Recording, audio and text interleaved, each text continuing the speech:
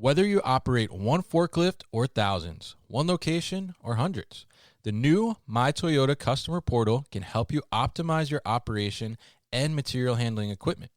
This one-stop, free-to-use platform is designed to help you take control of your information and make smarter decisions, all at the touch of a button. Register and access your data today at my.toyotaforklift.com.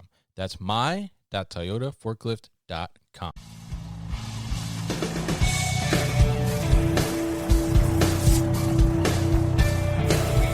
The New Warehouse Podcast, hosted by Kevin Lawton, is your source for insights and ideas from the distribution, transportation, and logistics industry.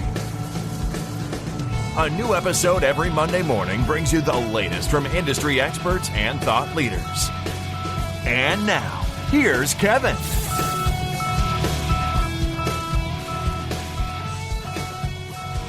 Hey, it's Kevin Lawton with the New Warehouse Podcast, bringing you a new episode today.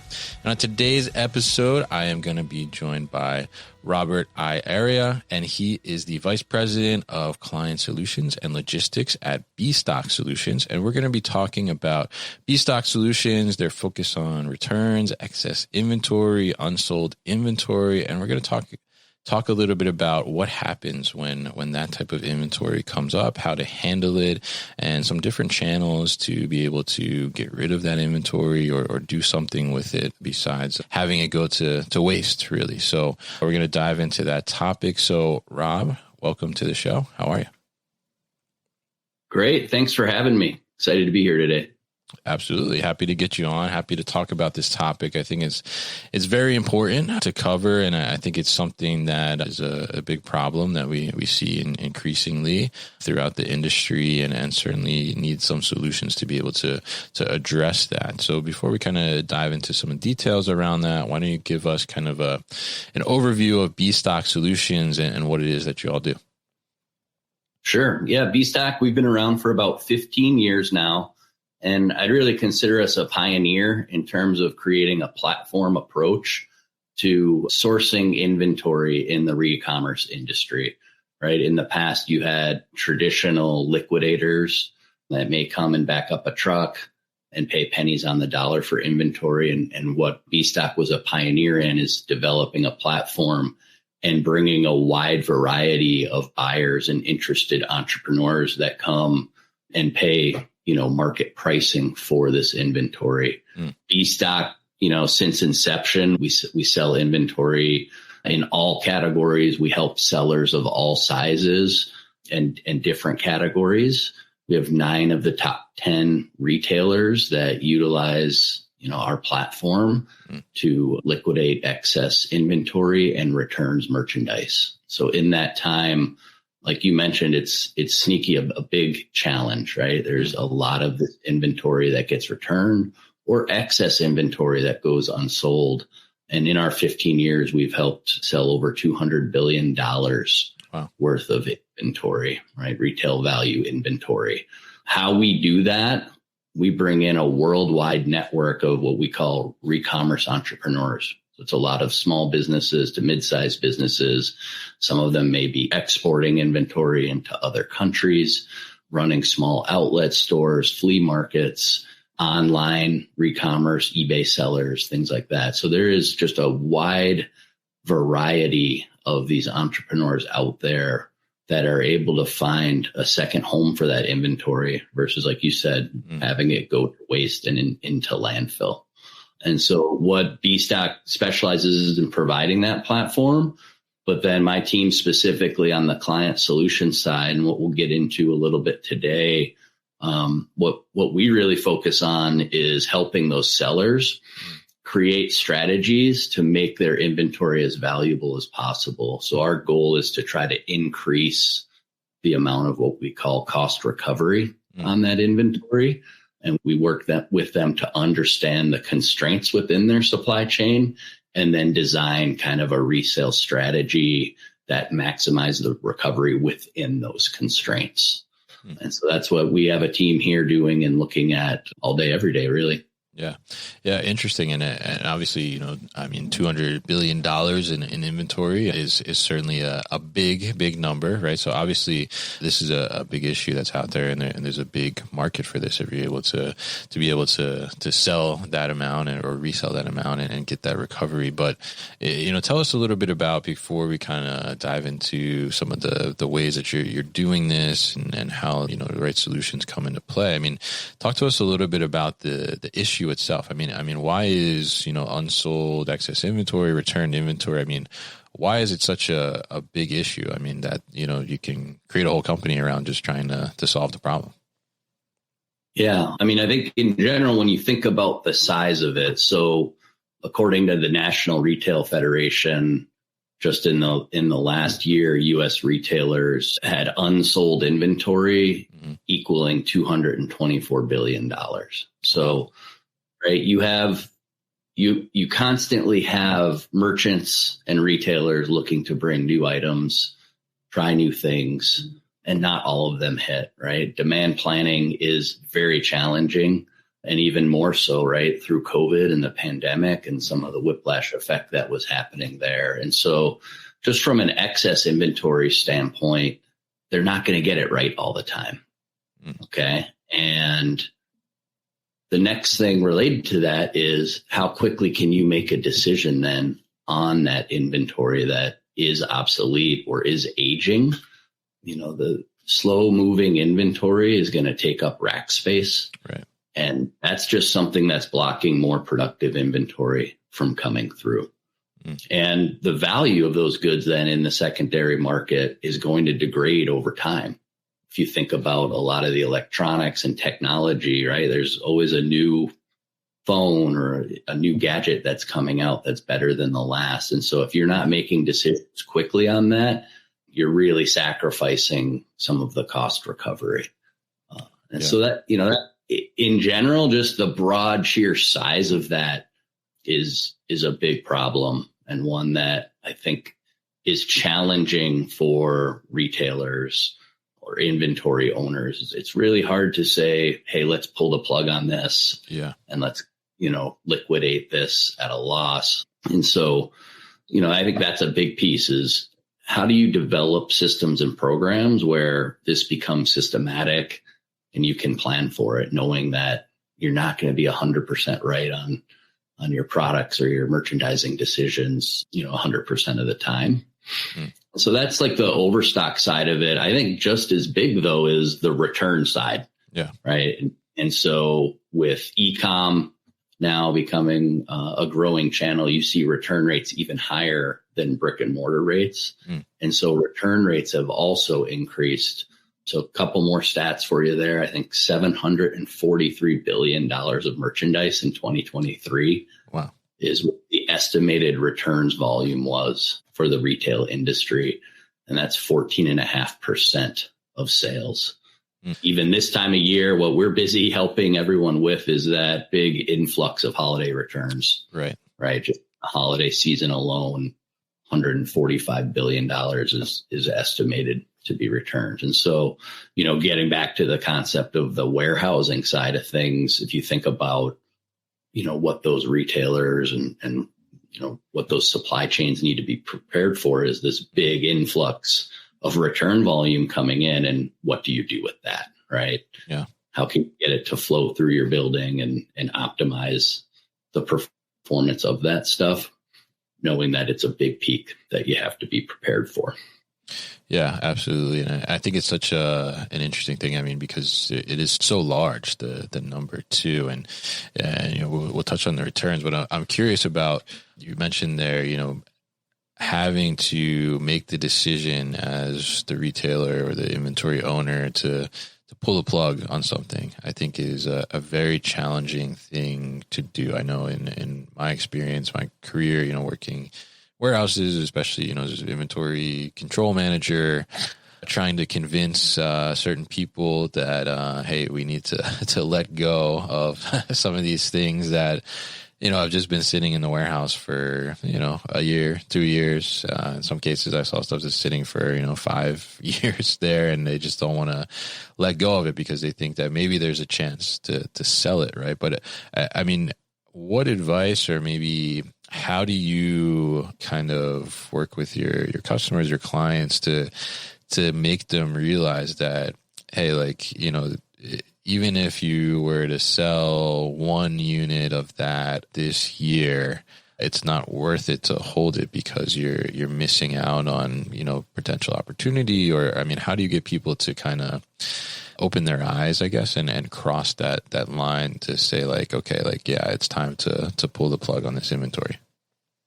Yeah. And I mean, I guess for starters, I would say across all of our client base, there is not a single playbook for how people make these decisions. In fact, I found on the overstock side of things, it is one of the more muddy processes that I've witnessed with clients is figuring out who ultimately, provides that green light to move ahead with a solution.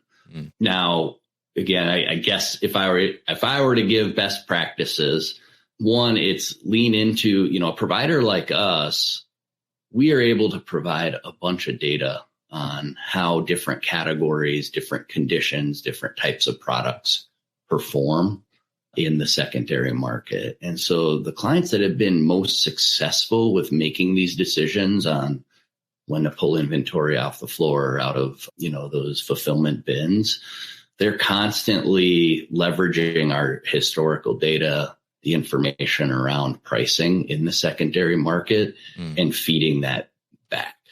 And if you're doing that upstream and on a regular cadence, it's easier to plan, I think, collaboratively with the merchandising teams. Whereas if you're waiting and now all of a sudden you're trying to make a decision on a very large, bulky amount of inventory, that gets even more challenging. And so I think what I would say is build in like a regular cadence. Once a month, we're going to do this. We're committing to moving out of X number of SKUs or, whatever it might be. If it falls below a certain threshold, but do it on a more regular basis than waiting for the end of the year. And now all of a sudden I'm trying to get everything off of the books in the last 30 days of the year. I think sellers and inventory owners would be shooting themselves in the foot to take eating at the end of the year with everyone else who maybe hasn't planned as effectively as well. And, the secondary market, liquidation market is much like any other market. It's supply and demand and availability, and that can really impact pricing. And so, yeah, that would be the kind of the two things I would say is leverage, the data pricing to be upstream in your decision making, and develop a regular kind of standard cadence to go about doing this. Don't deal with it, once a year and more of that episodic nature. Yeah, absolutely. And I think that's really good advice too. And I think it's interesting to see because in my experience, I know a lot of the times when the topic came up, it was not because there was a regular cadence to review, as much as I would try and bring it up on my side. But, really when it came to a head was when, hey, like our space utilization in the warehouse is like, we're running out of space, right, in the warehouse. And it's like, well, you could probably free up 200 pallet spaces just by getting stuff that hasn't sold in the last year, right? And that's kind of like the challenge. But like you said, then it becomes kind of, well, how can we get rid of this, and where can we get some money for it or something like that? So, I mean, tell us a little bit about kind of maybe the different channels there on what are the options when you have some of this unsold excess inventory or maybe returns that aren't going to go back to the shelf. I mean, what are some options you have there in terms of channels to recoup something from it? Yeah. So when you think about the different options that these inventory owners have, the first, if it's a return, can you put it back in stock? Or if it's overstock, do you leave it in stock and develop a markdown cadence? So let's assume that those are off the table and we're just looking at obsolete inventory now. that's where B stock really is playing. Your other option could be landfill or recycling, or maybe donation. Donation's actually a great one that I think all sellers should include in a multi-channel strategy. Where can things make a bunch of sense? We work with a pet supply retailer, and was just talking with them a couple of weeks ago, and they were sharing how they're very intentional about donating to shelters, and the shelters in return come and do adoption events at some of their locations, and that creates foot traffic. And so great example and use of donation. Now, based on the size, scale, and the volume that we've been talking about, obviously that won't solve the problem. Yeah. And so when it comes to increasing and improving cost recovery for your inventory, that's where the secondary market comes into play. And so I talked a little bit about how liquidation was performed in the past with traditional liquidators. And traditional liquidators may come in, take a look at the inventory and offer kind of a set amount. Normally they're negotiating with the seller to try to determine price. On the alternative, and what B stock I think did in disrupting this industry a little bit, is developed a solution that's more platform based, and we have an auction solution. And so what we do is much like an eBay type solution, right? We're offering auctions and bringing in a wide variety of demanded businesses that I kind of highlighted earlier. And they're able to go and browse and determine what type of inventory makes the most sense for them. They'll bid on it, and then we execute orders and fulfill from there.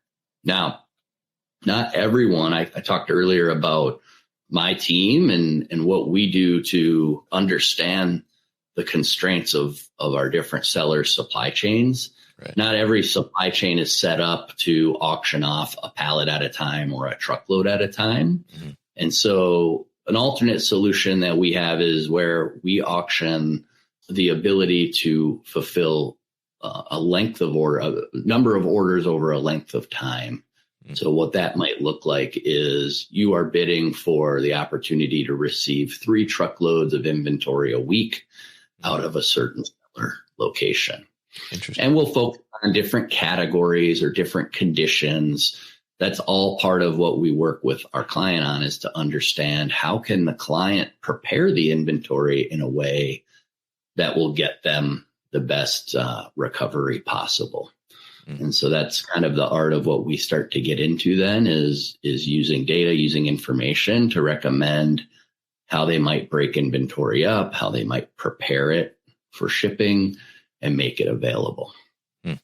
Interesting. Yeah. And I think it's great the creative ways you've kind of come up with to do that. And I love the idea that you can bid on, like you said, maybe it's a large retailer that has a large amount of inventory they're trying to move, and then you want to take it, but like you said, you don't have the resources or the space to take everything at once, and like you said, you get 3 truckloads a week or something like that. I mean, I think that's a great flexible use case there, and a way to make some creative decisions around doing things like that. So very interesting, and obviously I think we see a lot of challenge around, I think one of those channels, which I think we try to avoid as much as possible, right, end up being the landfill. So, I mean, how important is it for B stock, to make sure that all of this kind of material is, finding a home in some way, in some avenue, and staying away from, ending up in the landfill? I mean, I think that's one thing that certainly is a topic of discussion is, especially with the increase in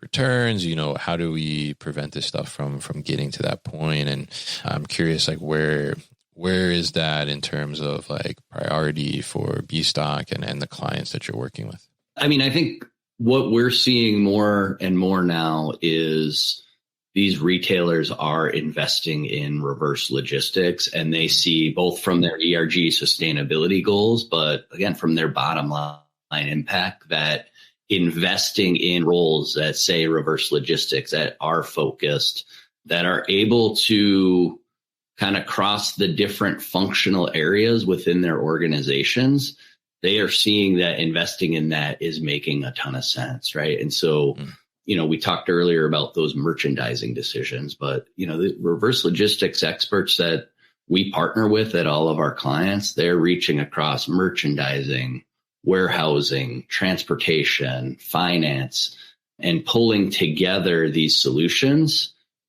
that are intended to get things out of landfill and to get the highest pricing and recovery possible. And so I think what's been great for us is to, find those like-minded individuals now that our clients are investing in and jointly work with them on strategies. And the things that I've seen, so I've been at B-Stock 4 or 5 years now, worked at a 3PL where we were doing the logistics for B-Stock longer than that. So I've been in reverse logistics for quite a long time now. And it amazes me that you can find a home for almost anything, right? I can't tell you how much PPE, face masks, hand sanitizer, things like that, that we helped people get rid of through COVID. And, part of it is just really understanding good expectations around the pricing and the costing of things. And so, for those PPE items, it was really more around helping them avoid the cost to dispose of it. And as long as they could get out and have it shipped, they were pretty happy in that scenario. And so, it is one of the cool things that I see is the unique things that the resale entrepreneurs are able to do with inventory that they take in and the different business models they have to get stuff back out to the consumer in areas where, discounted pricing is important to their community. And so, that's been a really cool part of, being within this ecosystem of B-Stock. Yeah. I think that's such a great thing to hear. And I love the fact, too, that you're pointing out that you can find a home for almost anything, which I think is really important. And having people that can help you facilitate that, like B-Stock, makes such a great difference, I think, in how, that product initially ends up in the long term. And I think that's a good thing to focus on there and highlight as well. So, as we look at the case for, returns, and as you mentioned, lots of companies are investing in reverse logistics, and obviously with the continued growth of e-commerce, returns continues to grow too, as we see. So we want to talk a little bit about kind of how the velocity of a SKU kind of comes into that return strategy, right? Because sometimes, we get things returned and, maybe it's past the season for that, like if it's a bathing suit or maybe some flip-flops or something like that. But, sometimes we get stuff that, hey, like we would want to get this back on the shelf as soon as possible. So, how do you create a strategy and think about the velocity of those SKUs within that reverse logistics strategy and returns overall process? We'll be back after a quick break. You hear a lot about supply chains these days, because if the past couple years have taught us anything, it's that an efficient, well-managed supply chain is absolutely critical to keeping businesses successful and consumers happy. I'm Will Haywood, and I host a podcast called All Business, No Boundaries, where we talk about supply chains, how they work, what happens when they don't, and the innovations that are redefining what's possible in the world of logistics. Join me for insightful interviews with thought leaders and industry experts. We discuss how optimizing supply chains can break down the barriers that are holding businesses back.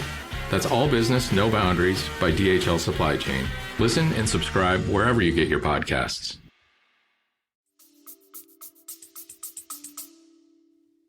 Yeah. So, what I would say is, for starters, that strategy has to be in place upstream. You can't wait until the inventory comes back and then say, hey, let me look into what I should be doing with this. And so what we're doing is we're constantly working upstream with our clients to determine, again, what we'll call like a sorting strategy when it comes back to a return center. What is the best thing that should be done with these items? And so, the retailers definitely know out of their point of sale systems what's hot, what's selling, what's in demand, and what their inventory levels look like. And so the easiest stuff is probably the things that we know go back to shelf, get back put into stock because they're going to do well. It's what happens to the things that don't want to go back to stock. And I think, the things that we encourage folks to do well and to invest in is centered really on data and information around the inventory. So you want to gather good data about both obsolete and returned inventory to be able to share with that secondary market, because the general rule of thumb is all of these resale entrepreneurs, the more information that they have about inventory, the more confident they will be in purchasing it and paying a healthy price for it. So that's step one. The second one, I think, is developing processes that give you the flexibility to offer inventory in different and unique ways. Maybe a better way to say is like a curated approach. And so, the ultimate velocity would be getting a bunch of returns in and stuffing them all in a trailer and selling it as a mixed trailer of every category that might be on the shelf of a retailer. What we typically are exploring with those sellers is, can you curate this in a way that's attractive to different segments of this recommerce community? So maybe folks that just focus in apparel or footwear, furniture specifically. So category specific curation of inventory is kind of a best practice, but you really need to invest in ways to be able to take that inventory in, sort it accordingly, and then be able to fulfill it. Right. And so that's something, again, we're constantly talking about, and we understand some people have that capability. They have the systems, they have the labor, they have the space to do it. Others don't. And when they don't, it's about how can you, at least you get information about all of the items that are on that trailer, on a given pallet, so that we can merchandise it, advertise it, and promote it effectively for them. Interesting. Yeah. I mean, I think it's such an important thing, like you mentioned there, to focus on the upstream, right, and making sure that strategy is in place, and not having it kind of just waiting for those returns to come back and then make decisions about it, because you're missing out on time. So I mean, having that kind of upstream and understanding, like, okay, like this is what we want to quickly turn back onto the shelf, because we know that, it's going to go out the door again as it's a hot item, right? Or something that's popular seller for us versus something that's like, okay, we're going to end up selling this off or getting to a reseller or other channel facilitated by you guys in some sense. I mean, I think it's so important to understand that the decision needs to be made right before the occasion even arrives, basically, right? Before the return is even back and in your facility, you want to make sure that you have that decision already made and you know exactly where that's going to go, so you can be as nimble and flexible and fast as possible. The decision's definitely upstream. You're constantly looking at it. And, one thing I guess I'd add to that is having a very disciplined understanding of the cost to touch inventory when it does come back, right? And so some of the things I'm talking about around like category specific sorts, there's cost to touching that potentially multiple times. And we talk a lot around, hey, what's the incremental lift in price you can get by doing so? And is it worth the extra touches and the extra cost that you put into preparing it for resale? And sometimes the answer is it doesn't make sense, right? We typically, general rule of thumb is if a retail price is below a certain threshold, say $20, it may not be worth it to touch that inventory multiple times. You may want to have a very quick throughput. You may not even want to spend time, manifesting it. You sell it off as mixed, manifested type inventory. And so, that's something we talk about with all of our clients, is understanding the cost to be able to, fulfill this inventory in different ways.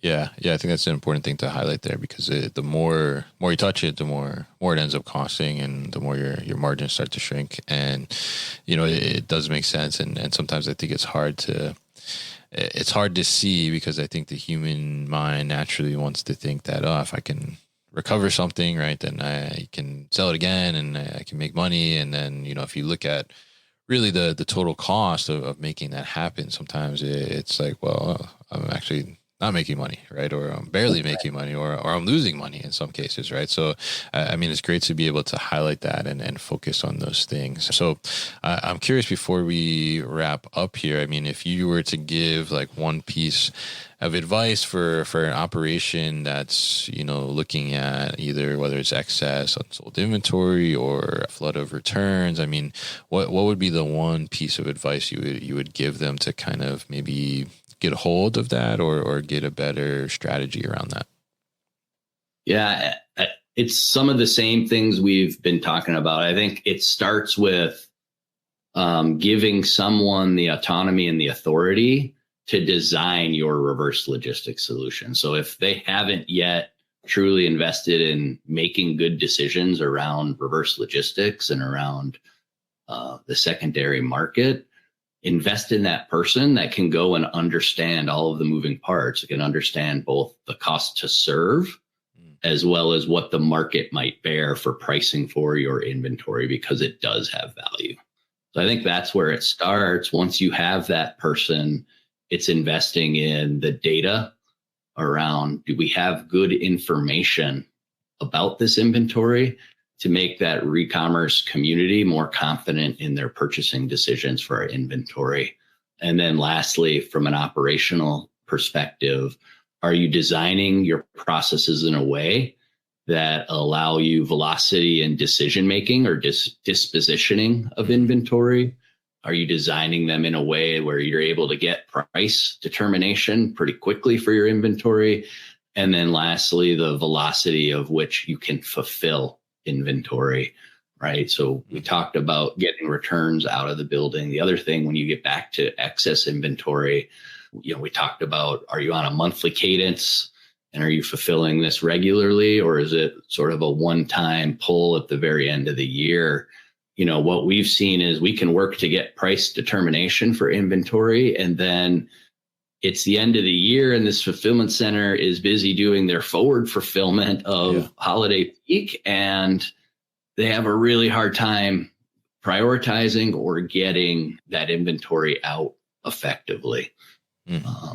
So again, to summarize it, it's getting someone with that authority to put these processes together, and then be really focused on the velocity in which you're able to do it. Because every day that it goes by, that obsolete inventory, that's money you could be putting into more productive activities or more productive inventory. Yeah, absolutely. And I think those are great points there as well. And, trying to prioritize that, I think, not only from your perspective, but from the decision maker's perspective, as you highlighted, who's going to make that decision, like cut bait basically on this inventory and get that moving is such an important thing to understand and to be able to put in the forefront, to be able to understand that before it becomes a larger problem than it needs to be, and it creates other operational challenges for you. So really great insights from you here, Rob, and really appreciate the information around these types of issues and how B-Stock is helping to solve them. If people are interested in learning more about B-Stock solutions, what's the best way to do that? Probably simply head to the URL at bstock.com. And if either you're a buyer interested in buying inventory on the platform, or a seller, we have different links for sellers, for buyers, and you can go explore the path from there. That's how you can find us. All right, great. And we'll definitely put all that information at thenewwarehouse.com as well. So Rob, thank you so much for joining me on the show today. And thank you for diving into this topic with me. You've been listening to the New Warehouse Podcast with Kevin Lawton. Subscribe and check us out online at thenewwarehouse.com.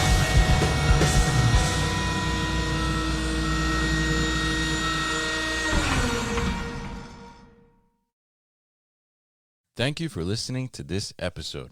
If you want more content from the new warehouse, check out our new video series called All Hands on LinkedIn. Just search for the new warehouse on LinkedIn and follow along.